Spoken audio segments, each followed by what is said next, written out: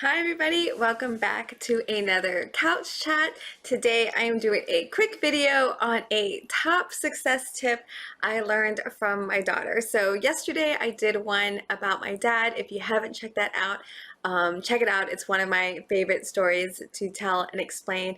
And I wanted to kind of end this month with another February general love tip, which is another success tip. Now, I said I can't do a number one success tip from Natalie, my daughter, because as you can see in this picture, she's an equestrian, and I have just continuously and always forever learning so much from her, right? So like the parents to child and child to parents, we're constantly learning from each other.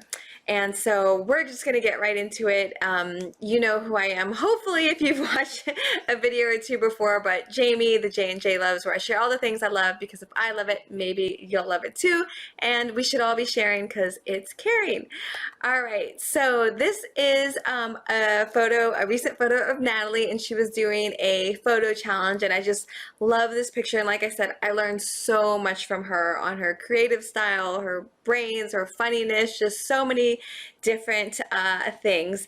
And again, her being an equestrian, I am constant. So if you don't know by now, I will look at everything in life and just start connecting things that maybe aren't always connected by default. And so I always love looking at different lessons and things that apply to one thing in area and then apply it to another. So of course, with her being a equestrian, I have always like sat in on her lessons and listened and end up applying so much to my own life from the lessons that she's getting as an equestrian. But today's lesson came from a time frame when I was really down.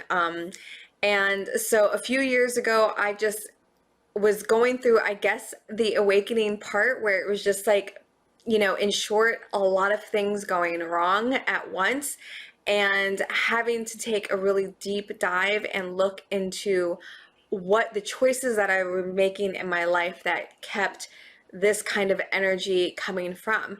And so when I was in this time frame, I had learned about getting physical and in your body to kind of release, right? So I wanted to try and do something that was going to be fun and joyful, kind of get me in my body and blah, blah, blah, blah, blah.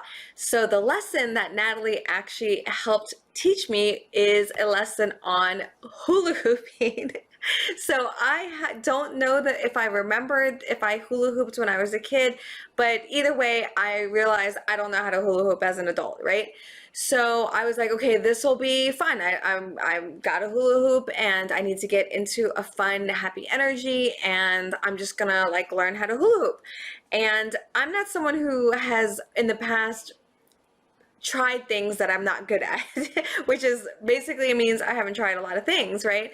And so when I was trying to learn how to hula hoop, Natalie had told me that when she was in kindergarten, she practiced like every day in kindergarten, and it took her a really long time to get the feel of the hula hoop. It's just one of those things that if you've ever done it, it seems so simple, but I don't know, in the beginning, it may take a while.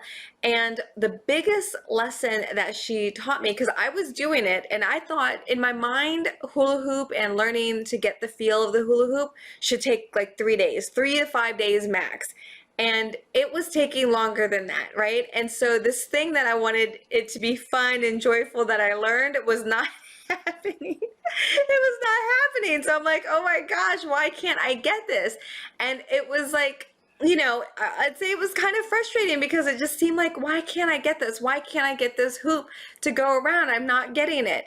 And the biggest lesson that she taught me when she was trying to explain all kinds of different things when I was doing the hula hoop or trying to hula hoop was that what she noticed that I was doing is I would put the hula hoop on and I would go and it would start to fall, right? And I would catch it and I'd start over and try again. And then as soon as it started falling, I would catch it. And she told me, don't stop. If you feel like it's falling, just keep going with it. And if it falls, but don't stop it midway. And that was, again, that was brilliant, like my dad's was yesterday. And I was like, okay. And I realized that I was doing that. And it was like, why was I doing that? It's like, I guess I felt like it was kind of not going right. And so instead of just letting it fumble all the way to the bottom and try to work it, you know, try to work to see if I could get the movement to have it come up, I was catching it early and basically stopping the fumble. I wasn't letting myself fumble through to the end. And so in short, it really, really helped. And it basically, through the fumbling, you know, there's no reason to basically cut off early. You really have to fumble through to greatness. And so instead of a hula hoop example, let's go through a couple of real life examples that we can relate this to. So of course, anything physical. We already know this, but it's good to hear it again just in case we need to relate it to something else that we're trying in life, right? So we all know you know, fumbling through to greatness in the end physically, right? So if you're learning how to ski for the first time, you can't just get on skis and get on lessons and it's just perfect the whole way through. No, there's going to be lots of falls, lots of mess ups, lots of mistakes, and you just keep going. You know, if you're having a day where, you know, you're not getting the lesson and you're not feeling like you're getting it, like you don't just pack up your bags and then leave the slope. So no, you just keep going. And so many times when it comes within the physical realm, we know this, right? But also when it comes to business and entrepreneurship, it's the same way. This is something that I've really had to take to heart these last few years, is that it's not, you know, don't cut ourselves off early. If you try for an idea or a business or something and it doesn't quite work out, you know, brilliantly the first time or the first 20 times, which is, you know, what it takes, that's okay. You get through it, see it through to the end, tweak it if you need to, see that through the end, fumble your way through, right?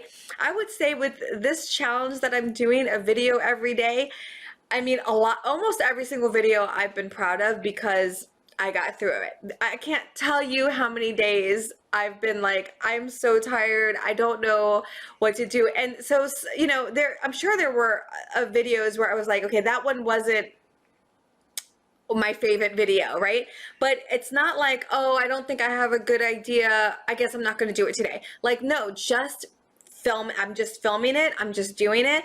And you know, and you learn the most when you conquer these areas, right? So with business and entrepreneurship, it's the same thing. We just got to see it through the end. Don't be afraid to fumble through the end, because remember, it's during the challenging, oh, I like how I spelled challenging, challenging times is where we grow the most. And I will say for the hula hoop, that probably really did save me, because I kept cutting it short. Once it started falling is when I really started to do bigger movements, because I was like, it's falling. So I'm like literally trying to hula hoop it. And probably from those extreme movements that I was doing while it was going is where I started to get the actual feel for it. So just remember, during the challenging times is where we grow the most. And also remember this, I love using this as an example, is a lot of times our learning moments, right, the challenging or learning moments are what contribute to the big picture that we just can't see quite yet. And I love thinking about it from connect the dots. I'm going to link this below. This image was provided by bigactivities.com. And so when we think about our journeys to something, whether it's a life goal or a time frame, or, you know, sometimes we know that what we're passionate about, like we know we're passionate about helping people, but we don't know how we're going to help people. We don't know how we're going to contribute, but you know that you want to feel a certain way, you know you want to contribute a certain way, and you just keep on moving forward, right? And every step that we take, and sometimes it's never like in a straight line, right? It's like it goes over here, and then it goes over here, and then it goes, and we don't know what the picture is going to be like.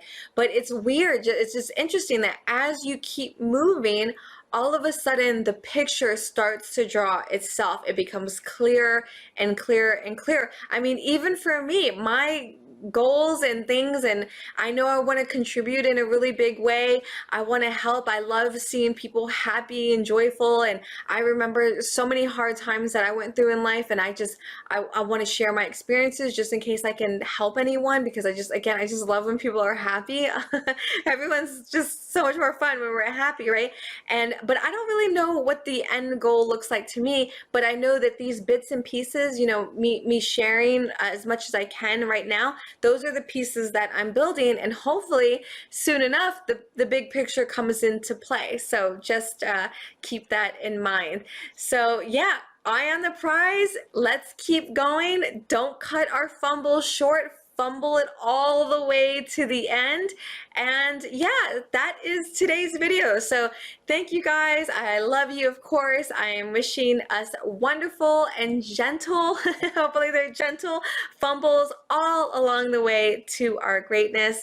Again, I hope you're doing fantastic. I love you guys, and I will see you tomorrow.